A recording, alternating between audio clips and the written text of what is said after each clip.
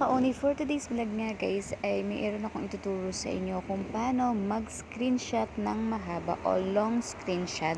So kasi usually guys yung screenshot na ginagawa natin is maiiksi, kapraso lang. So para ma-screenshot natin siya ng mahaba, ito yung tutorial na gagawin nyo.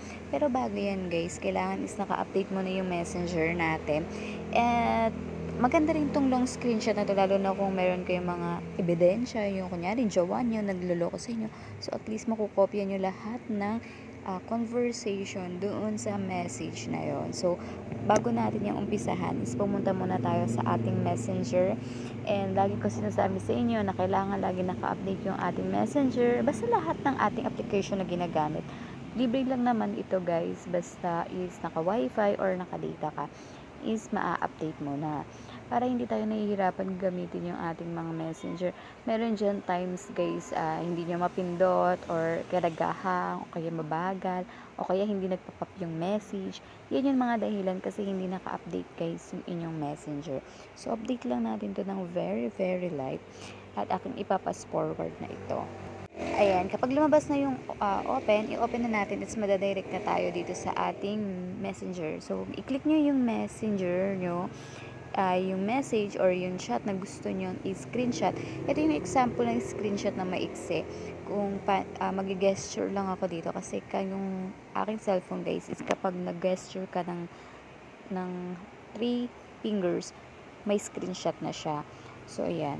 Ito yung simple na maliit na screenshot na gagawin natin. So ayan, 'di ba? Yan sobrang liit lang, 'di ba, nung ating ini-screenshot at lalabas yan is done. So yan yung screenshot lang na nakuha nyo. Pero kung gusto mo talaga is mahaba, ito yung gagawin nyo, guys.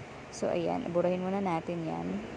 Ito, pumunta ka doon sa date na gusto mo. Kunyari, kung anong date yung gusto mo, basta mahaba nga, 'di ba? So total July na ngayon, punta tayo sa May. So ayan, sobrang haba nito.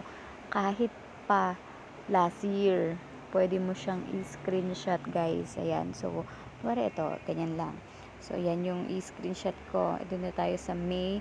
Sa habaan nyo, kung gusto nyo na mahaba talaga, dito tayo sa part na ito. And then screenshot natin. After nyan, i-press nyo yung scroll.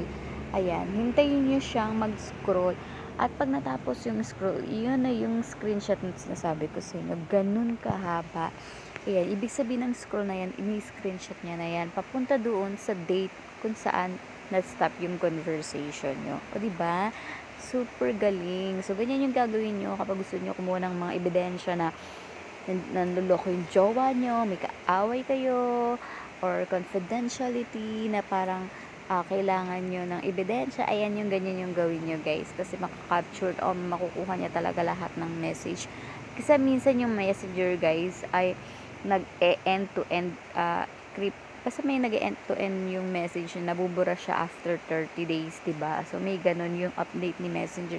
So pag ginanto nyo na siya, as in, masasave na yan guys sa inyo kahit na no. Pagtapos na yan guys, ayan, ito yung sinasabi ko sa inyo long screenshot. Kung gusto nyo naman mabasa yan guys, is punta kayo sa gallery, dahil sa gallery yan napunta.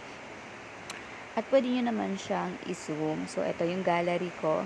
So, papakita ko sa inyo na na-screenshot talaga natin siya ng super haba. Ayan.